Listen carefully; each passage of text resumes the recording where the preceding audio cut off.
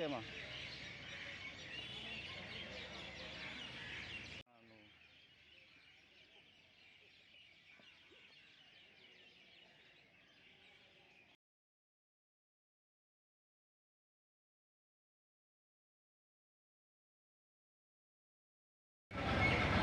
అందరికీ నమస్కారం. నా పేరు సగబాల రామాంజనమ్మ.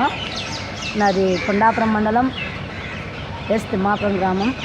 తిమ్మాపురం గ్రామంలో నిన్ననగా 7-8 మధ్య సమయంలో తిమ్మాపురంలో మా అమ్మగారింటి నివాసంలో ఉన్న నా కూతురు నేను ఇద్దరం మహిళలమే ఉన్నాము.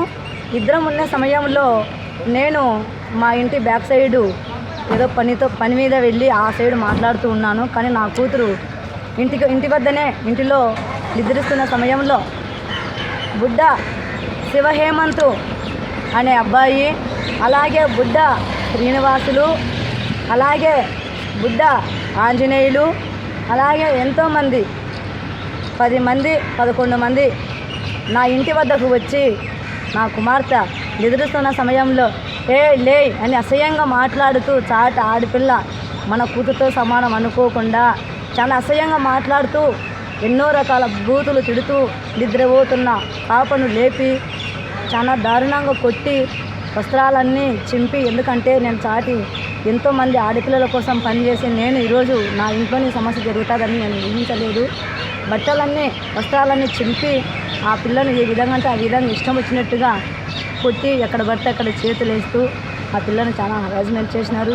గిట్ట గడుస్తుంటే మా ఇంటి పక్కలో ఉన్న చీమల పెద్దక్క, చీమల బాలగంగన్న అనేక మంది వచ్చి ఏమి పిల్ల అంతగా అడుస్తుందని చెప్పేసి వాళ్ళు వచ్చేసరికి నా కూతురు హన్సిక ఒంటి మీద ఏమి లేకుండా చూడడంతో అక్కడ ఉన్న జనాలంతా చూసి ఆ పాపకు షర్ట్లు కప్పి ఇంటికి పంపించినా కూడా రాళ్లతో, కట్టెలతో, రాడ్లతో ఆడపిల్లలను ఆడవాళ్ళను చూడకోకుండా కొడుతుంటే మేమేం చేశామని అడిగితే నువ్వు తిమ్మాపురంలో బాబురెడ్డిని ఎదిరించేంత దానివే నువ్వు, నీ స్థాయి ఎంత, నువ్వెంత అని ఒక ఉద్దేశంతో నన్ను నా కుటుంబం కక్షతో బాబురెడ్డి ఎందుకంటే ఆయన రాకుండా నా దళిత జాతి బిడ్డలతోనే నాకు అవమానం చేయాలన్న ఒక ఉద్దేశంతోనే నా మీద కక్ష కట్టి, నేను గతంలో కూడా చెప్పాను వాళ్ళ వల్ల నాకు ప్రాణహాని ఉంది అని. ఒక ల్యాండ్ విషయంలో నేను సపోర్ట్ చేసిన ఒక ఉద్దేశంతో కక్షపూర్వకంగా నా ఫ్యామిలీ మీద కక్షపూర్వకంగా ఈరోజు మమ్మల్ని ఈ విధంగా చేశారు. కానీ నా కూతురుకు నాకు జరిగిన అన్యాయం ఏ ఆడబిడ్డకు జరగకూడదు. రాబోయే పరిస్థితులలో రాకూడదు. కానీ నేను అభ్యుదయ మానవ హక్కుల సంస్థ ఒక NGOని అయ్యిండుకొని కూడా ఈరోజు నేను ముందుకు రాకపోతే ఇంకా ఎంతోమంది పిల్లలు జీవితాలు ఎలా ఉంటాయని ఒక ఉద్దేశంతో నేను ఈరోజు మీడియా ముందుకు రావడం జరిగింది. ఎందుకంటే ఆడపిల్లల పరిస్థితులు ఎట్లుంటాయో నేను ఎంతోమందిని చూసి వాళ్ళకు ధైర్యం చెప్పే వ్యక్తిని నేను. కానీ ఈరోజు నా ఇంట్లో జరిగింది. అందుకనే దయచేసి సార్, ముఖ్యమంత్రి గారు, అలాగే మన డిప్యూటీ సీఎం పవన్ కళ్యాణ్ గారు, అలాగే హోంమంత్రి అనితా మేడం గారు, ఎంతోమంది ఆడపిల్లల మీద లైంగిక దాడులు జరుగుతున్నాయి మేడం. ఇప్పటికైనా స్పందించండి. ఇప్పటికైనా గట్టిగా ఆడపిల్లలపైన జరుగుతున్న అన్యాయాలను గుర్తించండి.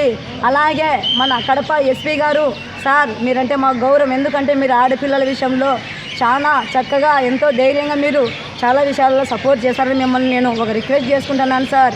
ఈరోజు మాకు జరిగిన అన్యాయం ఎవరికి జరగకూడదని స్పందించి సార్, ఈరోజు మేము కడప రిమ్స్కి వచ్చాం సార్. రిమ్స్కి వచ్చి ఇప్పటి వరకు నా కూతురికి ఎటువంటి పోలీసు వాళ్ళ ఆదరణ లేదు సార్. నేను కష్టపడుతూ నా కూతురుని నేనే ప్రతి చెకప్ దగ్గరుండి మహిళా కానిస్టేబుల్ని పెట్టి వచ్చి చూపించాల్సిన బాధ్యత, కానీ ఒక్కరు రాలేదు సార్. ఎక్కడ రాజకీయం సార్? ఇది ఆడపిల్లల పైన రాజకీయం చేయొద్దండి సార్. ఎందుకంటే మేము మా మహిళలం, ఈరోజు మహిళలు ముందుకు రావాలంటే చాలా అరుదు సార్. మేము అన్నిటికీ తెగించి ప్రజల కోసరానికి, ఆడపిల్లల కోసరానికి ముందుకు వస్తున్నాం సార్. మా లాంటి వాళ్ళని అడగదొక్కద్దండి సార్, మా లాంటి వాళ్ళను. ఎందుకంటే రేపు రాబోయే తరానికి మహిళలంటే మహిళ లేనిదే సృష్టి లేదు సార్. మహిళలు ఉంటేనే ఏదన్నా ఎప్పటికైనా కానీ రేపటిలో భవిష్యత్తులో కానీ మా మహిళల మీద ఈ విధంగా లైంగికంగా దాడి చేయొచ్చు అంటే మేము ఎన్నాళ్ళు భరించాలా సార్? ఎన్నాళ్ళు ఈ విధంగా ఉండాలా సార్? మేము ఎన్నాళ్ళు ఇంట్లోనే దాక్కొని బతకాలా సార్? మేము నాకు తిమ్మాపురం బాబురెడ్డితో పాటు తిమ్మాపురం అనుచరులపై తెలిపిన వాళ్ళు కూడా నాకు నా కుటుంబానికి ప్రాణహాని ఉంది, నాకు రక్షణ కల్పించాలి సార్. మేము దళితులం సార్. మేము కష్టపడి ఏదో పని చేసుకొని ఏదో అంతో ఇంతో 10 మందికి సేవ చేసుకుంటూ జీవనం కొనసాగిస్తున్నాను సార్. నా కూతురు బీటెక్ చదువుతుంది సార్. ఈరోజు నా కూతురును నన్ను మనుషులు లేని సమయంలో, నా కుటుంబంలో ఎవరు మనుషులు లేని సమయంలో అంతమందిని మగవాళ్ళను పంపించి నాపై దాడి చేపించడం మీకు కరెక్టా సార్? బాబురెడ్డి గారు, నీకు బిడ్డ ఉంది, నీకు భార్య ఉంది, నీకు ఆడవాళ్ళు ఉన్నారు. ఎందుకంటే ఇదే టైం ఇట్లనే ఉండదు సార్. రేపు నా బుద్ధు ఏదో ఒక సందర్భంలో ఏదో ఒక రోజులో నాకు దేవుడు అనేవాడు, చట్టాలు అనేది ఉన్నాయి సార్. చట్టం ఎవరికి చుట్టం కాదు, ప్రతి ఒక్కరికి న్యాయం అనేది ఉంటుంది. ఖచ్చితంగా వీటిపైన స్పందించి సార్, ఎస్పీ సార్, అలాగే మా జమ్మలమడుగు డిఎస్పీ సార్, మీరు కూడా ఎందుకంటే ఎంతోమంది మహిళలకు రక్షణ చేశారు సార్ డిఎస్పీ సార్. అలాగే మా కొండాపురం సిఐ గారు కూడా సార్, మీరు ఎంతో మాకు గౌరవిస్తారు సార్. కానీ నా పైన కక్ష సాధింపులు చేస్తున్న బాబురెడ్డి గారు, నా పైన ఇంతవరకు స్పందించుకోకుండా ఉన్న మా కొండాపురం ఎస్ఐ గారు, ఇప్పటికైనా ఆడపిల్లకు చెకప్ చేయాలంటే ఇంకా 2 టెస్టులు ఉన్నాయి సార్. ఇప్పటికీ మహిళా కానిస్టేబుల్ ఎందుకు పంపించలేదు సార్? ఎందుకు మీరు విచారించలేదు సార్? ఇంతవరకు ఏమి జరిగింది? కానీ సార్, అంతమంది మొగోళ్ళు వచ్చి మా పైన దాడి చేస్తే రిటర్న్ కేసు మా మీద మాకు రిటర్న్ గిఫ్ట్ ఇచ్చినారు సార్. ఏ రాజ్యాంగంలో రాసింది సార్ ఇది? బాబాసాహెబ్ అంబేద్కర్ గారు బడుగు బలహీన వర్గాలలో అణిచివేత వేయకూడదని ఈరోజు మహిళల హక్కు, బాలల హక్కు అని చెప్పేసి సమాజంలో కొన్ని హక్కులు ఇచ్చినాడు సార్. ఎక్కడున్నాయి సార్ మాకు ఈ హక్కులు? దయచేసి ఇప్పటికైనా స్పందించండి. కొండాపురం ఎస్ఐ సార్ గారు, మాకు స్పందించండి. మహిళల పట్ల మీరు నిలబడండి సార్.